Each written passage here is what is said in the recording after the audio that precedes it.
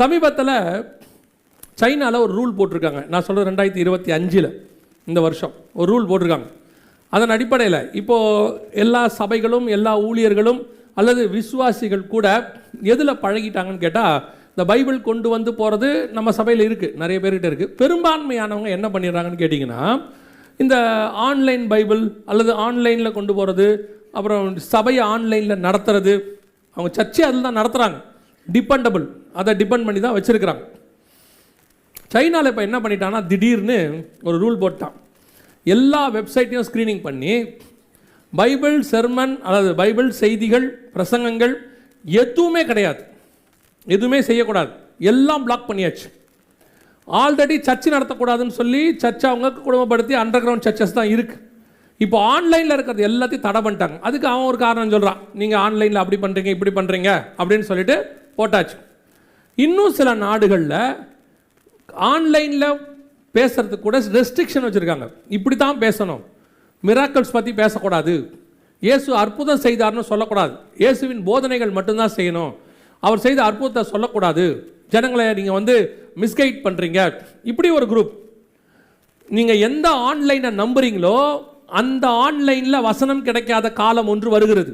திருப்பியும் சொல்கிறேன், இன்றைக்கி சபைகளுடைய விஷயம் என்னென்னா, கொரோனா வந்த பிறகு இனிமேட்டு லாக்டவுன் வந்தால் பிரச்சனை இல்லை, பார்த்துக்கலாம், நம்ம எப்படியாவது ஆன்லைனில் என்ன கிடைக்கும், வசனம் கிடைக்கும், செய்தி கிடைக்கும் அப்படின்னு சொல்லி அவங்க என்ன நினைக்கிறாங்க, ஒரு யோசனை பண்ணுறாங்க. திருப்பியும் சொல்கிறேன், ஆன்லைன்லேயும் கிடைக்காது, ஆன்லைன்லேயும் வசனம் கிடைக்காது. நான் ஒரு 10 வருஷமாகவே சொல்கிறேன், உங்கள் வீடுகளில் நீங்கள் சேர்த்து வைக்கிற சொத்துக்கு பதிலாக ஒவ்வொருத்தரும் குறைஞ்சபட்சம் நல்ல பைபிள், அது என்னங்க நல்ல பைபிள்னு கேட்குறீங்களா, நிறைய பைபிளில் இப்போ வசனம் இல்லை, நிறைய வசனத்தை ரிமூவ் பண்ணிட்டாங்க, மாறி இருக்குது. கரெக்ட் வேர்ஷனில் உள்ள பைபிளை ஒரு 5 பைபிள் 10 பைபிளாவது வாங்கி வைங்க, ஒவ்வொருத்தரும் வாங்கி வைங்க, பைபிளை வாங்கி வீட்டில் வைங்க. ஏன்னா வசனம் கிடைக்காத காலம் ஒன்று வருகிறது. ஆன்லைன்லேயும் கிடைக்காது, ஆன்லைனில் கிடைக்கிறது கூட ஒழுங்காக இருக்காது, சரியாக எல்லா வசனமும் இருக்குமான்னு தெரியாது. Printed version is always printed, அதை நீங்கள் மாற்ற முடியாது. அதுலேயும் கரெக்ட் வேர்ஷன், சரியாக இருக்கிற வேர்ஷனை வாங்கிடுங்க. ஒவ்வொருத்தரும் 5 வாங்கி வைங்க, இல்லை 10 மிஞ்சி போச்சுன்னா ஒரு 1000 ரூபா 2000 ரூபா வரப்போகுது, வாங்கி வைங்க. வச்சிங்கன்னா நாளைக்கு உங்களுக்கோ அல்லது உங்கள் சந்ததிகளுக்கோ அது பிரயோஜனப்படும். நாளைக்கு நீங்கள் கொடுக்கணும்னு நினச்சா கூட பைபிள் இருக்காது. ஏன்னா நம்ம பிள்ளைகள் எல்லாம் இப்போ ஆன்லைனில் பழக்கப்பட்டுருச்சு. நம்மளை அவன் சபைக்கு வரும்போதே ஃபோனில் தான் வரான், பைபிள் தூக்கிட்டு வர வெக்கப்படுறான். நாளைக்கு அவனுக்கு பைபிள்னு போய் பார்க்கும்போது ஒரு தப்பான பைபிள் தான் இருக்கும், நிறைய வசனம் இல்லாத பைபிள் இருக்கும், வசனம் மாற்றப்பட்ட பைபிள் இருக்கும். தமிழில் ஒரு வேர்ஷன் வந்திருக்கு இப்போ புதுசாக.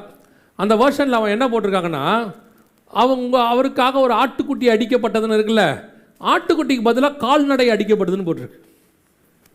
கால்நடை என்னன்னு கேட்டால், சில நாடுகளில் ஆட்டுக்குட்டி இல்லையாமா, அங்கே இருக்கிறவங்களுக்கு ஆட்டுக்குட்டினா என்னன்னு தெரியாதாமா.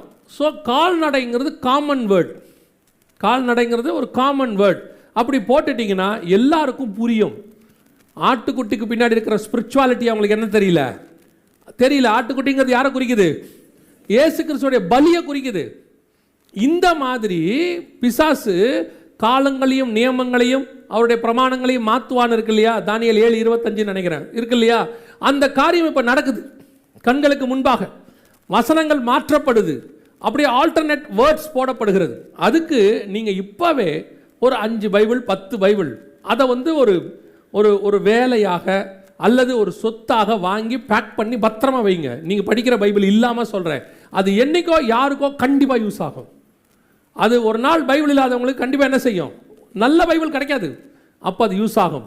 வசன பஞ்ச காலம் எல்லா பக்கமும் வருது. இது ஒரு பக்கம். இன்னொரு பக்கம் ஆன்லைனில் வசனத்தை தப்பாக போதிக்கிறது அல்லது வசனத்தை உங்களை விட்டு திருப்புறது, சத்தியத்தை விட்டு திருப்புறது, இது அதிகமாயிருச்சு.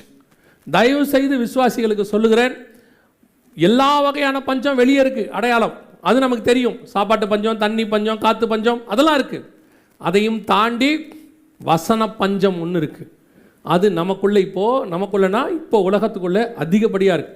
உபதேசத்தினுடைய கள்ள உபதேசத்தினுடைய உச்சத்துக்கு பூமி போயிடுச்சு. நீங்கள் நினச்சே பார்க்க முடியாத அளவுக்கு கள்ள உபதேசத்தில் இருக்குது. இன்றைக்கி விசுவாசிகளுக்கு ஒரு எண்ணம், ஆன்லைனில் போய் உட்காந்து பார்க்குறதுல, நூதனமான காரியங்கள் புதுசு புதுசாக படிக்கிறதுல அவங்களுக்கு ஒரு சந்தோஷம். படிச்சுட்டு வந்து இது இப்படி சொல்லுது, அது அப்படி சொல்லுது. நான் சொல்கிறேன், அந்த இடத்துலன்னு சொல்கிறேன், இப்போவும் சொல்கிறேன், எப்பவும் சொல்கிறேன், ஒரு தேவையில்லாத விஷயத்தை படிப்பது ஆபத்தானது. உங்களுக்கு என்ன தேவையோ அதை படிங்க. அது உங்களுக்கு உங்கள் ஆவி ஆத்மா சரீரத்துக்கு என்ன தேவையோ அதை மட்டும் படிங்க. சும்மா தீனால் தேசத்தை சுற்றி பார்க்கும்படி போனால் தீட்டுப்பட்டு போனால்னு இருக்குது, கடைசியில் செத்தே போனால். அதான் சாரி, ஒரு பெரிய மரணம் வந்துடுச்சு. அந்த மாதிரி தான் சொல்கிறேன். சும்மா போய் உள்ளே சுற்றி பார்க்குறேன், ஆன்லைனுக்குள்ளே போகிறேன், வெப்சைட்டுக்குள்ளே போகிறேன், அதை பார்க்குறேன், இந்த வெப்சைட்டுக்குள்ளே போகிறேன்னு போய் மாட்டிக்காதீங்க. தேவையில்லாமல் டைம் ஸ்பெண்ட் பண்ணி மாட்டாதீங்க. வசனம் வாசிங்க.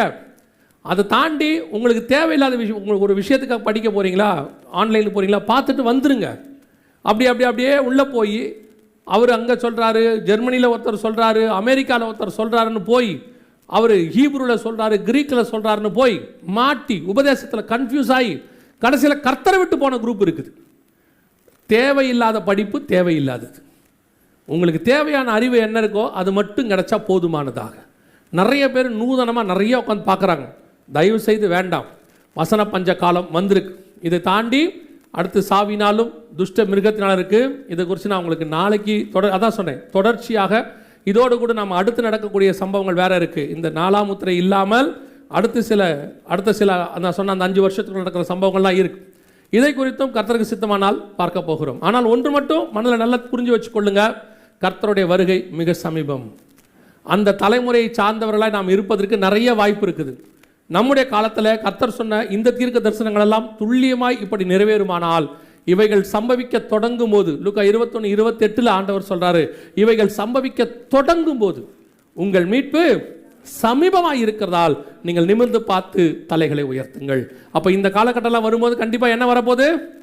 கர்த்தருடைய சமீபம், வருகை, மீட்பு வரப்போகுது. நீங்கள் என்ன ஆயத்தமாக இருக்கிறோமா? அதான் கேள்வி.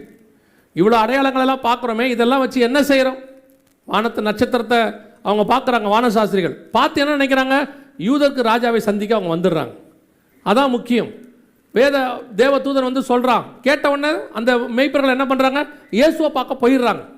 அதே மாதிரி தான் இந்த அடையாளங்கள்லாம் உங்களுக்கு எதுக்கு சொல்லப்படுது தெரியுமா? இயேசுவை பார்க்க நீங்கள் போவதற்கு, இயேசுவை சந்திக்க புறப்படுவதற்கு இதெல்லாம் சொல்லப்படுது. ஸோ இயேசு சொன்னபடி துல்லியமாய் தீர்க்கதரிசனம் நிறைவேறிடுச்சு. இப்போ நீங்கள் நானும் செய்ய வேண்டியது என்னென்னா, இந்த வருகையில் அவரை சந்திக்கிறதுக்கு என்ன பண்ணணும், அதான் இம்பார்ட்டன்ட். இந்த அடையாளங்களை வச்சுக்கிட்டு நம்ம ஆயத்தை தான் பண்ண முடியும். வசனம் சொல்லுது, அற்புதங்களினாலும் அடையாளங்களினாலும் அவர் வேத வசனத்தை உறுதிப்படுத்தினார். இந்த வசனத்தை வச்சுக்கிட்டு அவர் என்ன பண்ணுறாரு? வேத வாக்கியத்தை உறுதிப்படுத்துறாருன்னு இருக்கு. இப்போ இந்த வசனங்கள், அற்புதங்கள், அடையாளங்கள் இதெல்லாம் வச்சுக்கிட்டு நீங்கள் என்ன பண்ணலாம்? கர்த்தருடைய வருகை சமீபம் என்பதை என்ன பண்ணலாம்? உறுதிப்படுத்திக்கலாம். இந்த ஜெனரேஷனில், நம்முடைய காலத்தில், நம்முடைய தலைமுறையில் ஒருவேளை இயேசு வருவதற்கு நிறைய வாய்ப்பு இருக்கிறது. அதை நம்ம உறுதிப்படுத்திக்கலாம். ஆனால் உறுதிப்படுத்திக்கிட்டு ஆயத்தப்படாமல் இருந்தால் எப்படி? ஆயத்தப்படுறதுக்கு தான் இந்த காரியம் சொல்லப்படுது.